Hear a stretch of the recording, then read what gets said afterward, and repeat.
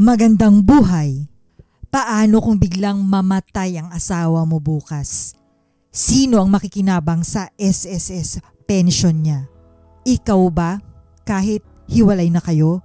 O yung live-in partner niya ngayon?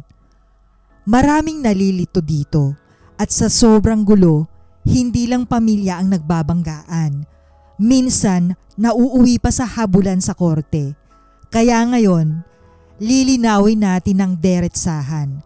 Sino ba talaga ang may karapatan bilang primary beneficiary sa SSS survivorship pension?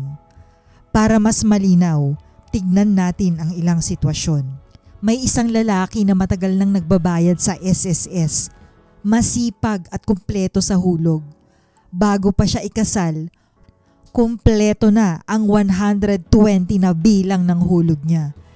Ang nakalista noon bilang beneficiaries, nanay at mga kapatid niya. Pagdating ng 2022, nagpakasal siya pero hindi rin nagtagal. Nauwi rin sa hiwalayan ang marriage. Ngayon ang tanong, sa ganitong sitwasyon, may karapatan pa ba ang asawa niya na mag-claim bilang beneficiary? May isa namang babae na legal wife. Ang asawa niya ay SSS pensioner. Pagkaraan ng ilang taon, pumanaw ang lalaki. Pero, imbis na siya ang unang nag-file ng claim, lumabas ang live-in partner na kasama nito hanggang huli. Ngayon, ang tanong, bilang legal wife, siya pa rin ba ang may karapatan sa pensyon ng asawa? Ngayon, ano ba talaga ang sinasabi ng batas? Sa ilalim ng Social Security Act of 2018 o RA 11199, malinaw ang pagkakasunod-sunod ng beneficiaries. Unang priority ang primary beneficiaries. Kasama dito ang asawa, basta hindi nag-remarry at dependent pa rin sa suporta ng miyembro. At syempre, ang mga anak, whether legitimate, legitimated, adopted, o kahit illegitimate. Kung wala namang asawa o anak, papasok ang mga magulang. At kung wala na talaga, doon lang pwedeng pumasok ang designated beneficiaries o legal heirs.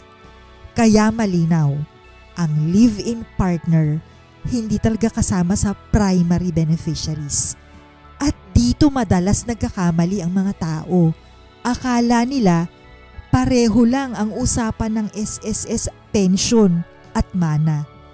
Pero magkaiba sila.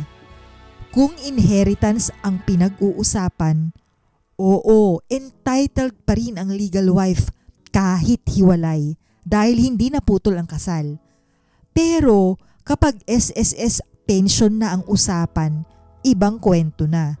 May sariling batas at malinaw ang sinusunod na rules. Hindi sapat na legal spouse ka lang sa papel. Kailangan mapatunayan na dependent ka pa rin para makwalipika bilang primary beneficiary. At dito bumabalik tayo sa malinaw na linya ng SSS. Una lagi ang asawa at mga anak. Pangalawa ang mga magulang. At kung wala na sila, saka lang pumapasok ang designated beneficiaries o legal heirs. Kaya mahalagang malinaw ito kasi kapag hindi, dito na nagsisimula ang banggaan ng pamilya. At para maiwasan iyon, dapat laging updated ang records ng miyembro at malinaw sa pamilya ang kanilang standing sa batas. Kaya kung isummarize natin, kung legal wife ka at hindi ka nag-remarry at umaasa ka pa rin sa SSS pensioner o SSS member, pasok ka bilang primary beneficiary. Pero kung wala ka ng dependents at may iba na siyang binubuhay, baka hindi ka na makwalipika.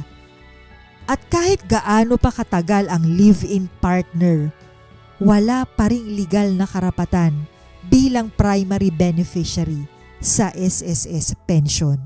Simple lang, pero dito madalas nagkakagulo. Kaya mga ka-SSS, siguraduhin na updated ang records ninyo para hindi na lumala ang gulo kapag oras na ng claim.